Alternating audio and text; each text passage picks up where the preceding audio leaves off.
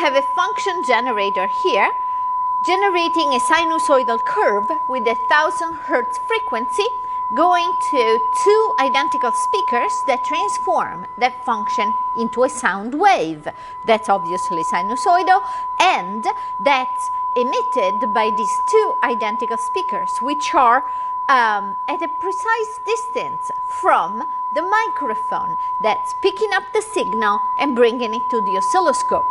If I vary the distance of the two speakers from the two speakers to the oscilloscope, you see that the amplitude of the sinusoidal wave that results from the superposition of the two sound waves changes. So it goes to a maximum here. As I rotate it a little bit, it goes to a minimum and to a maximum again. Why does it do that? Because there is an integer number of wavelengths from this 1,000 Hertz sound wave from the speakers to the microphone that's picking up the signal and bringing it to the oscilloscope.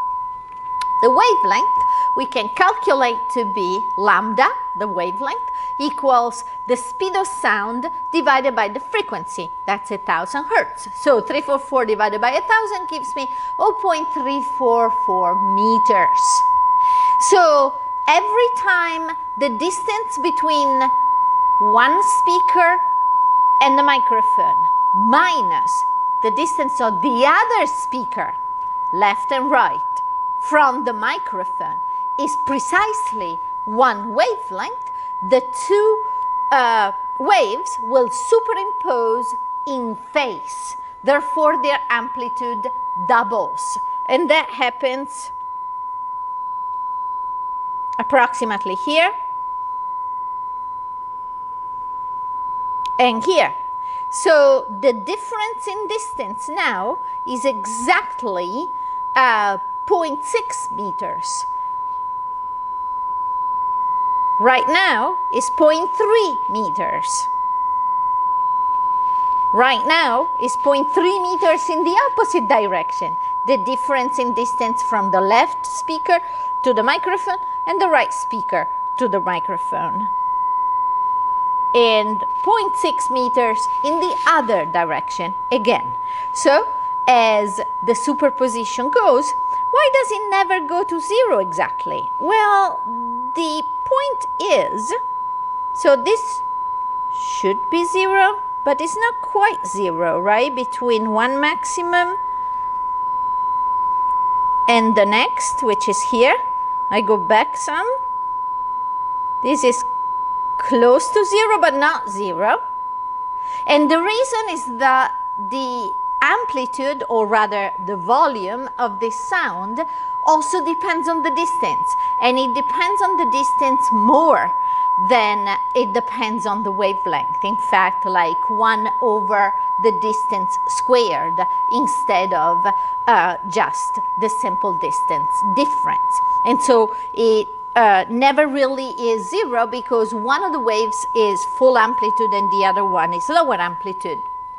So if we look at it in space, we can see here the wave, the black wave that I've drawn in black is one where I've only shown 2 full wavelengths, although in reality I'm about 3 meters from the microphone, therefore there are 10 full wavelengths.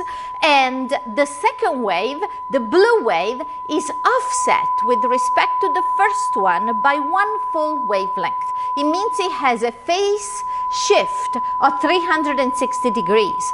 These two interfere perfectly constructively. The third wave is a red wave that's instead exactly counterphase. That's 180 degrees opposite, 180 degrees phase shifted with respect to the black wave, and therefore they cancel. They don't cancel perfectly because, as I said, the amplitude is slightly different, and so instead of having 0, we have a tiny little sinusoidal curve with a very small amplitude. Thank you.